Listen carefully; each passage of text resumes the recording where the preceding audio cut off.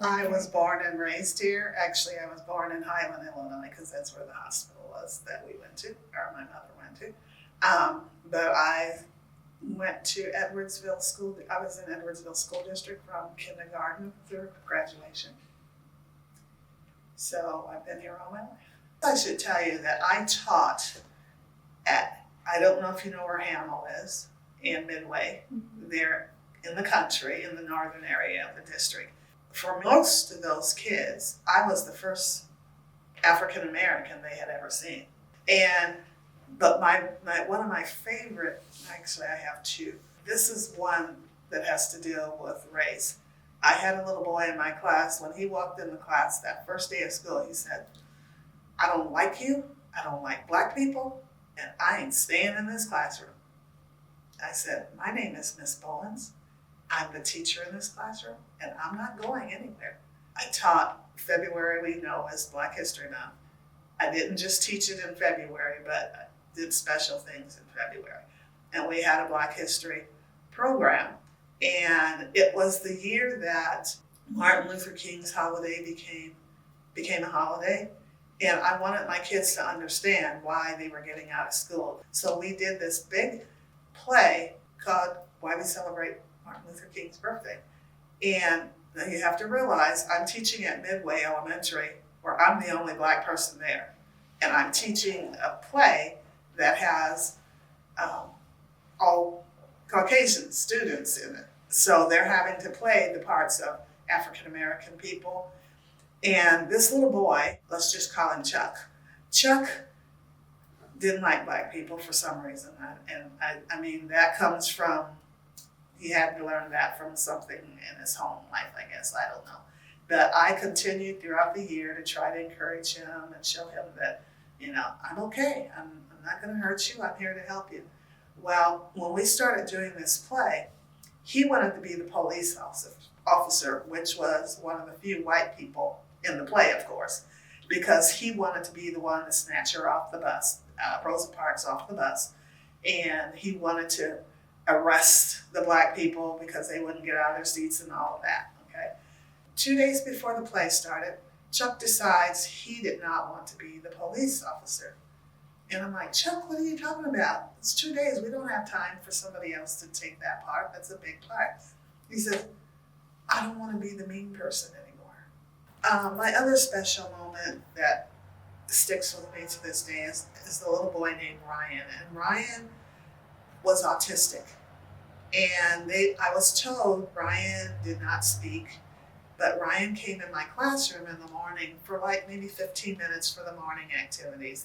And he would sit there and he really never said anything, but he would sit there. And if I asked questions, he would, shake his head, but he would never raise his hand to answer a question. While we were on the floor during the morning activities, one day I asked a question and he raised his hand. And I'm thinking, I don't like to embarrass kids. So I didn't want to call on him if he was going to say something wrong, but he kept raising his hand, and he had never done that before. And so I said, "Ryan, did you want to share something?" And he said, "Yes, I know the answer to that question." And I'm sitting there like this because they told me he didn't talk, he didn't speak. And so I said, "Okay," and he answered it and he was correct. And the kids applauded. They were so proud of him because they knew him from tried to play with him on the playground. And so I purposely started keeping him in my room past, the 15 minutes, and kept him for reading, kept him for math. And he was doing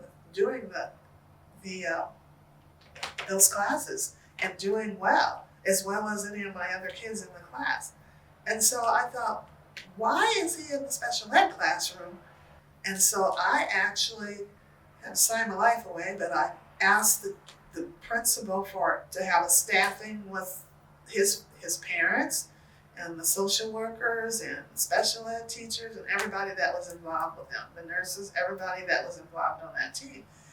And they were like, "Well, why are you doing it?" And I had been documenting him in the classroom, what he was doing, kept copies of different papers that he did, tests and things, so that when it was time for this meeting, I had documentation of how successful he was being. And the mother was called, and she was in shock because She's like, why are they having a meeting that's not a normal one? And so when I started showing them the work that he was doing and how he was progressing just as well as the other kids, and my question to them was, why can't he be in my included in my classroom more? And then we pull him out for when he does still need to go there for certain things that he needs.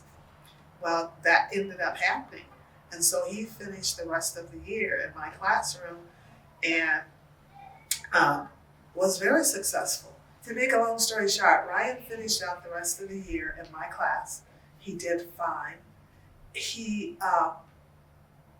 The really good part of this is Ryan is out of high school and he is in college now. Because I kind of kept up with the family. I actually had his sister, and I think I actually had two of his sisters in class before him. But I kind of kept up with her just to see how he's progressing.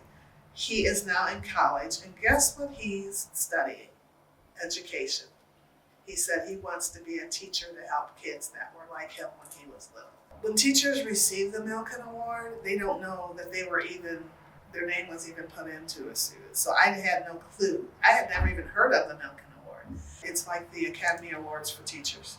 Anyhow, we get there, and each night we worked all during the day from 7 o'clock in the morning to 5 o'clock in the evening. We were in workshops, working, learning ourselves, and presenting things to other teachers that we had done in our classrooms to get us there.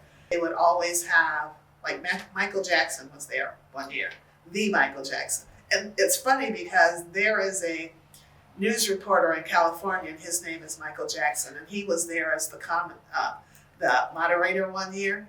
And so this was like maybe the third year or something I went, and I would go into one of our sessions that's getting ready to start, and this guy says, Sheila, do you know Michael Jackson's going to be the entertainment tonight? And I'm like, he is not. I'm going to walk up to the front and I'm going to show you who Michael Jackson is, because I thought it was the white guy who is the news commentator. And I walk up, get all the way to the end of the aisle and turn and look, and there's Michael Jackson standing there with, her name is Joni, and Joni is the daughter of she's a Milken, she's their only daughter. And she's standing there with her, and for some reason Joni and I connected when there, and every time I would come back, she knew me. I mean, there's thousands of teachers there, and she would say, Sheila, you're back, blah, blah, blah. But she and Michael Jackson are standing there, and instead of saying, Michael Jackson, can I take a picture with you? I said, may I take a picture of you and Joni together? So I have the most beautiful picture of Joni and Michael Jackson.